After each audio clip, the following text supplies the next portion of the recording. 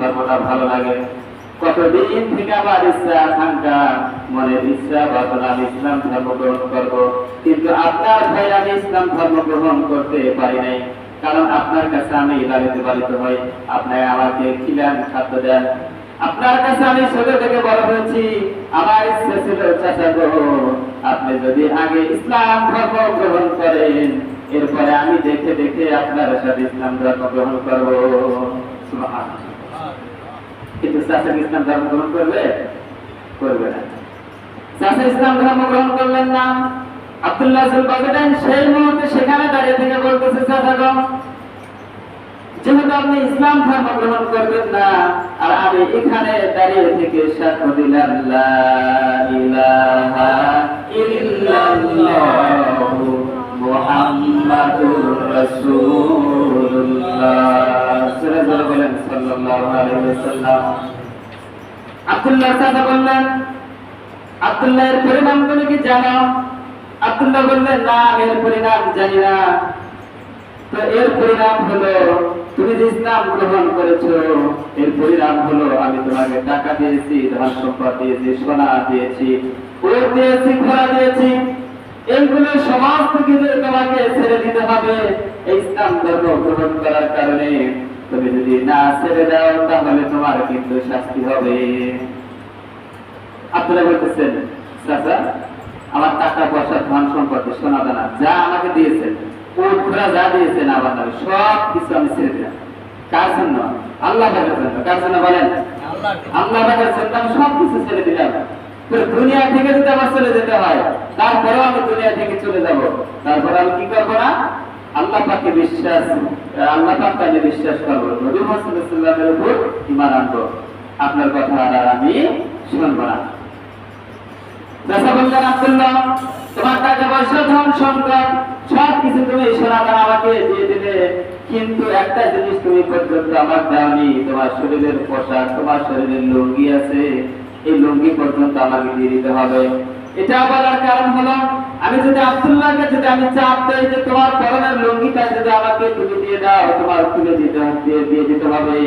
20 বছরের যুবক, তারপরে আমাদের মতো বয়সের মতো যুবক, তাহলে পোশাকটা যখন খুলে নেবে, খুলে যখন দেওয়া হবে, তখন উলঙ্গ অবস্থায় তার স্মরণ পাবে।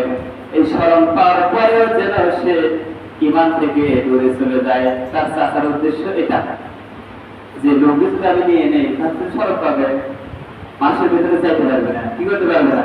মাসের ভিতরে চাইতে পারবে। কত বড় খারাপ হলে সে করছে, একটা লুঙ্গি পর্যন্ত তার কাছ থেকে নিয়ে নিচ্ছে। টাকা পয়সা, ধন সম্পদ সব কিছু নিয়ে নিলেন, ঘোড়া উট যা আছে সব নিয়ে নিলেন, এরপরে হোটেলও নিয়ে নিলেন। যে হোটেলের সম্পর্ক করতে হবে, তুলে নিয়ে আনার পরে আব্দুল্লাহ জুলবাজেদাইন তিনি কি করলেন? এই উলঙ্গ অবস্থায় তার মা কাছে চলে গেলেন। 20 বছরের ভরা যুবকে উলঙ্গ অবস্থায় যাওয়ার পরে তার মা এই অবস্থা থেকে যদি চোখ এমনি করে ধরে বলতেছেন, বাবারে তোমার কেন এই অবস্থা?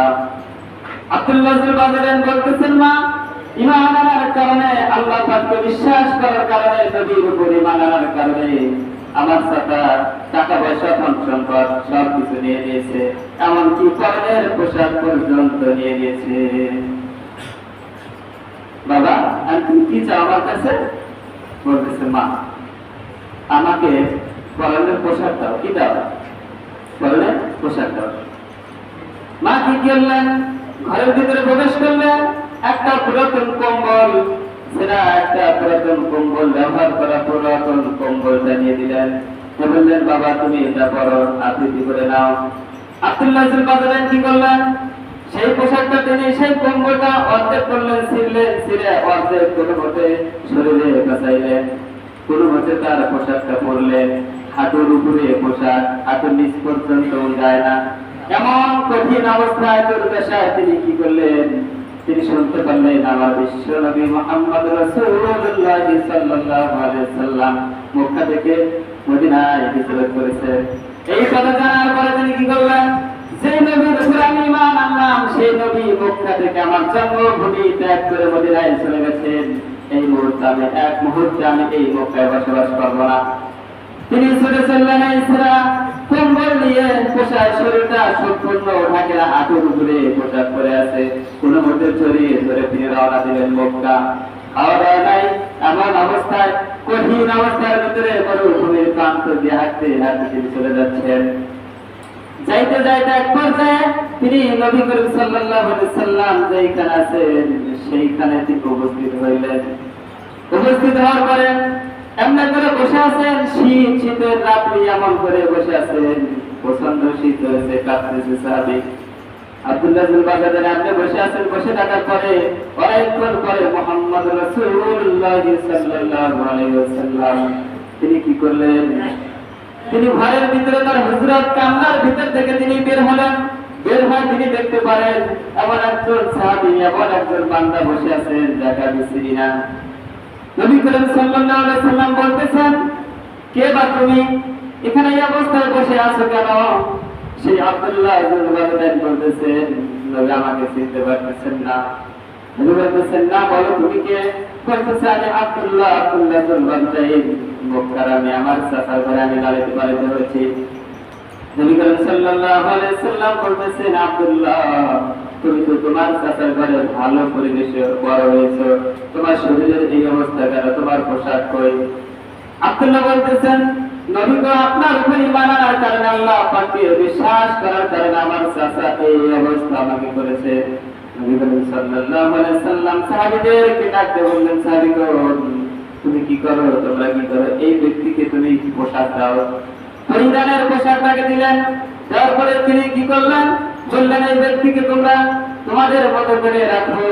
আহলে সুফফা যারা বিবি বাল বাচ্চা বিবাহ করে না, তারা আহলে সুফফা বলে, যারা মসজিদের বারান্দায় তাদের জীবন কাটিয়ে দেয়। আল্লাহ পাকের পক্ষ হতে যদি কখনো হাদিয়া যদি আসে, তাহলে সেইটুকু হাদিয়া তারা খায়, এরকম অবস্থায় তারা জীবন কাটিয়ে দেয়। আর যদি হাদিয়া না আসে, এরকম সারাদিন রাত তাদের না খেয়ে রেখে দিতে হয়।